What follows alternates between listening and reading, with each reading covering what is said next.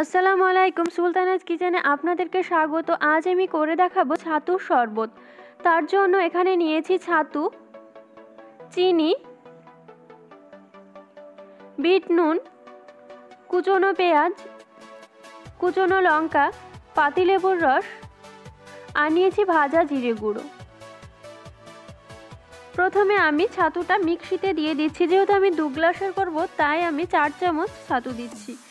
আমার মনে হয় মিক্সিতে মিক্সড করলে একটু ভালো হয়, হাতেও করা যায়।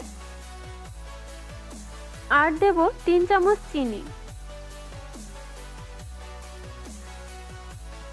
এবার আমি জলটা দিয়ে দেব।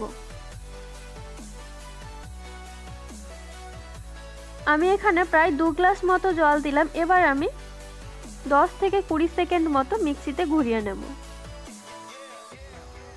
ঘোরানো হয়ে গেছে। এবার ওতে দিয়ে দেব কুচনো পেঁয়াজ আর দিয়ে দেব কুচনো লঙ্কা, দেব পাতিলেবুর রস 2 চামচ মতো দিলাম, দেব বিট নুনটাও দিয়ে দিলাম। এবার ভালোভাবে মিক্সড করে নেব। মিক্সড করা হয়ে গেছে। আপনারা যদি মনে করেন লঙ্কাটা তুলে নেওয়া যাবে। এবার আমি পরিবেশন করছি। এবার সামান্য আমি দেব ভাজা জিরে গুঁড়ো দিয়ে দিলাম। তৈরি হয়ে গেল ছাতুর শরবত।